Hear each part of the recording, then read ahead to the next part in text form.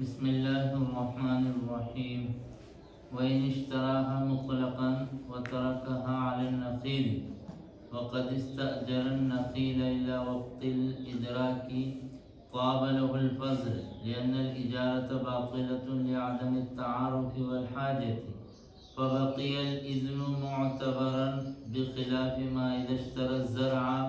واستأجر الأرض إلى أن يدرك وتركه حيث لا يطيب له الفضل، لأن الإجارة فاسدة للجهالة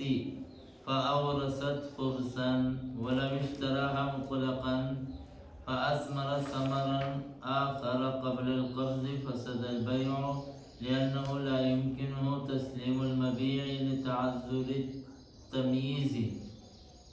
ولو أثمرت بعد القبض يشتركان فيه للاختلاط، والقول قول المشتري في مقداره لأنه في يده، وكذا في باذنجان والبطيخ، والمخلص أن يشتري الأصول ليحصل الزيادة على ملكه. مسئلہ یہ بیان فرما رہے ہیں کہ اگر کسی شخص نے پھلوں کو مطلقاً خریدا، یعنی پھلوں کی خریداری کے بعد پھلوں کو فوراً درخت سے توڑنے کی شرط بھی نہیں لگائی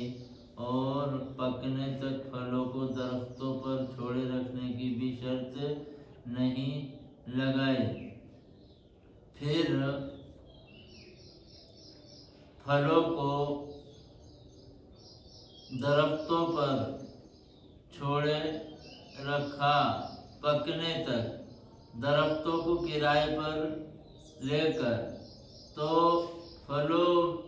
کی مقدار میں ہونے والی زیادتی مشتری کے لیے حلال ہوگی۔ اس کی وجہ یہ ہے کہ پھلوں کے پکنے تک درختوں کو کرائے پر لینے والا معاملہ باطل ہے، اور باطل اس وجہ سے ہے کہ اس کا لوگوں میں رواج نہیں ہے۔ اسی طرح ضرورت بھی نہیں ہے درختوں کو کرائے پر لینے کی، پھلوں کو ان پر چھوڑنے کے لیے پکنے تک، اور ضرورت اس لیے نہیں ہے کہ مشتری درختوں کو خرید بھی سکتا ہے پھلوں کے ساتھ، پھلوں کے پکنے تک کے لیے، پھر اس کے بعد وہ چاہے تو واپس درخت بھائی کو بیچ سکتا ہے۔ تو درختوں کو کرائے پر لینا پھلوں کے پکنے کے لیے یہ باطل ہے، اس معاملے کا وجود ہی نہیں ہوتا، لیکن اس کے ضمن میں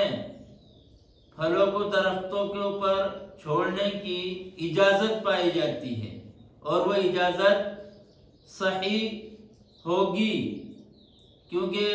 یہ معاملہ تو باطل ہے، اس کا وجود نہیں ہوا، اور وجود نہیں ہوا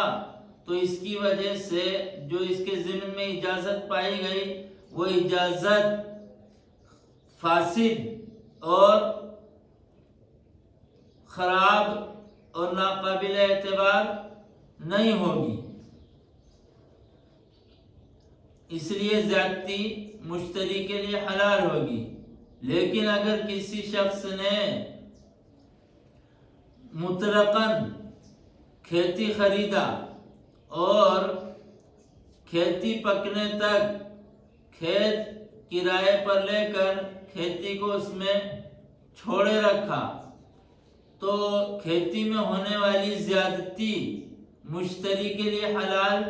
نہیں ہوگی۔ اس کی وجہ یہ ہے کہ یہ اجارہ فاسد ہے، کھیت کو کرائے پر لینے والا معاملہ کھیتی پکنے تک فاسد ہے، باطل نہیں ہے، اور فاسد اس وجہ سے ہے کہ لوگوں میں اس کا رواج ہے۔ لیکن کھیتی پکنے کی مدت مجہول ہے، اس وجہ سے یہ معاملہ فاسد ہوا۔ کبھی کھیتی جلدی پک جاتی ہے، کبھی کھیتی تاخیر سے پکتی ہے، تو کھیتی پکنے کی مدت متعین نہیں ہے، اس لیے یہ اجارہ باطل تو نہیں ہوا، فاسد ہوا۔ اور جو معاملہ فاسد ہو تو اس کا وجود ہوتا ہے، اور موجود چیز دوسری چیز میں اثر انداز ہوتی ہے۔ تو اب اس معاملے کے ضمن میں کھیتی کو کھیت میں چھوڑنے کی جو اجازت پائی گئی تھی، وہ اجازت فاسد ہو جائے گی، ناقابل اعتبار ہو جائے گی۔ تو اب جب اجازت ناقابل اعتبار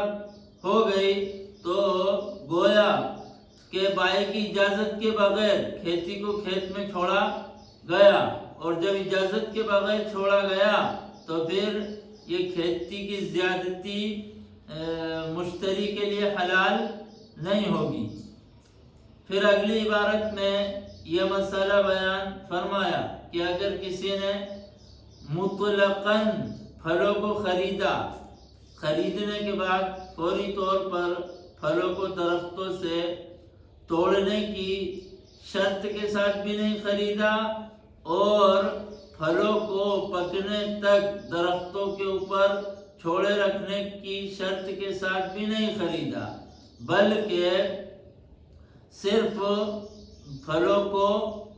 خریدا شرط لگائے بغیر، اور ابھی قبضہ نہیں کیا پھلوں پر، ان کو اپنی حفاظت اور نگرانی میں نہیں لیا، اس سے پہلے درختوں پر دوسرے نئے پھل بھی آ گئے، تو بے اس صورت میں فاسد ہو جائے گی۔ اور بے اس لیے فاسد ہوگی کہ بائع کے لیے مبیع کو مشتری کو سپرد کرنا ممکن نہیں ہے، مبیع کے غیر مبیع کے ساتھ مل جانے کی وجہ سے۔ جو پھل بائع نے بیچا، قبضے سے بیچا، وہ تو مشتری کے ہیں، اور مشتری کے قبضہ کرنے سے پہلے درختوں پر جو پھل آئے تو وہ غیر مبیع ہیں، وہ بائع کے ہیں، مبیع غیر مبیع کے ساتھ مل گئی، ان کے اندر امتیاز نہیں ہو سکے گا۔ تو مبیع کے غیر مبیع کے ساتھ مل جانے کی وجہ سے مبیع کا سپرد کرنا بائع کے لیے مشتری کو متعذر اور دشوار ہو گیا، اس وجہ سے بے فاسد ہوگی۔ لیکن اگر کسی نے پھلوں کو مطلقاً خریدا، مطلقاً کی بات اس لیے کہہ رہا ہے کہ اگر توڑنے کی شرط کے ساتھ خریدا تو فوراً توڑنا پڑے گا، اور اگر چھوڑنے کی شرط کے ساتھ خریدا تو بے پہلے ہی فاسد ہو جائے گی۔ اگلی جو بات بیان کی جا رہی ہے اس کا موقع اور مرحلہ آئے گا ہی نہیں۔ تو اگر کسی نے پھلوں کو مطلقاً خریدا اور مطلقاً خریدنے کے بعد پھلوں کے اوپر قبضہ بھی کر لیا، یعنی اپنی حفاظت، نگرانی اور نگہبانی میں لے لیا، یہ بات کہہ دی اس نے بائع کو، اور قبضے کے بعد پھر درختوں کے اوپر نئے پھل آئے، تو ان نئے پھلوں کے اندر دونوں کا حصہ ہوگا، آدھے وہ مشتری کے ہوں گے اور آدھے بائع کے ہوں گے، کیونکہ ان نئے آنے والے پھلوں کا تعلق بائع کی ملکیت درختوں سے بھی ہے، اور چونکہ وہ مشتری کی ملکیت جو مشتری کی نگہبانی اور نگرانی میں پھلوں سے بھی تعلق رکھتے ہیں، وہ نئے پھل ان کے ساتھ ملے جلے ہوئے ہیں، تو قبضہ کر لیا اس وجہ سے اس میں دونوں کا حصہ ہوگا، اور نئے پھلوں کی مقدار میں مشتری کا قول معتبر ہوگا۔ مشتری کہے کہ 100 نئے پھل آئے ہیں اور باقی پرانے ہیں پہلے کے، تو 100 پھل نئے مانے جائیں گے۔ مشتری کا قول معتبر ہوگا نئے پھلوں کی مقدار میں، بائع کا قول معتبر نہیں۔ کیوں؟ اس لیے کہ پھل جو ہے مشتری کے قبضے میں ہے، اور ابھی مشتری کی نظر جو ہے درختوں کے اوپر زیادہ ہے، کیونکہ اس کے پھل درختوں کے اوپر لگے ہوئے ہیں، تو مشتری کے قبضے میں پھل ہیں اور اس کی جو ہے نظر زیادہ ہے درختوں کے اوپر بائع کی نظر کے مقابلے میں، اس کی ملکیت درختوں پر لگا ہونے کی وجہ سے، اس کی ملکیت کے درختوں پر موجود ہونے کی وجہ سے، اس لیے اس کا قول معتبر ہوگا۔ آگے صاحب ہدایہ فرماتے ہیں کہ یہی حکم بیگن کا ہے اور یہی خربوز کا حکم ہے، یعنی اگر کسی نے بیگن خریدے درختوں کے اوپر لگے ہوئے، اسی طرح درختوں پر لگے ہوئے، بیل میں لگے ہوئے خربوز خریدے، اور ابھی اس نے ان بیگن اور ان خربوزوں کو اپنی حفاظت، نگرانی اور نگہبانی میں نہیں لیا، اس سے پہلے بیلوں پر نئے بیگن آ گئے اور نئے خربوز آ گئے، تو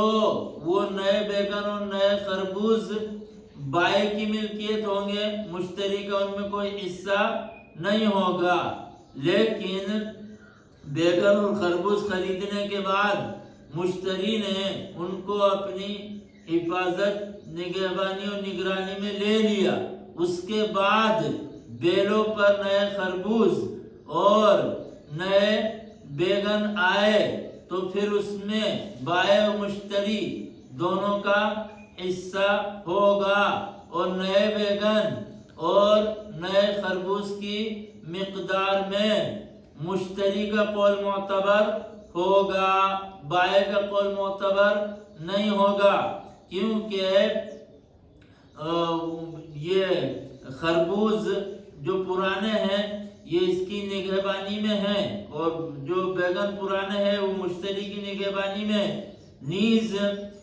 مشتری کی ملکیت بیلوں پر لگی ہوئی ہے، تو بیلوں پر زیادہ نظر مشتری کی ہوگی، بائع کی نہیں ہوگی، اس لیے مشتری کا قول معتبر ہوگا۔ اب آگے صاحب ہدایہ ایک تدبیر بتا رہے ہیں کہ بیلوں پر نئے آنے والے بیگن اور نئے آنے والے خربوز میں صرف مشتری کا ہی حصہ ہو، بائع کا حصہ نہ ہو۔ اسی طرح درختوں پر خریدنے کے بعد نئے آنے والے پھلوں میں مشتری کا حصہ ہو، بائع کا حصہ نہ ہو۔ اس کی تدبیر اور طریقہ یہ ہے کہ مشتری پھلوں کو خرید لے درختوں کے ساتھ۔ اگر مشتری پھلوں کو درختوں کے ساتھ خریدے گا تو اب درخت خریدنے کے بعد درختوں پر جو نئے پھل آئیں گے وہ مشتری کے ہی ہوں گے، بائع کے نہیں ہوں گے، کیونکہ درخت مشتری کی ملکیت ہے۔ اب مشتری کی جب وہ ملکیت ہے تو ان کے اوپر آنے والے پھل مشتری کے ہوں گے،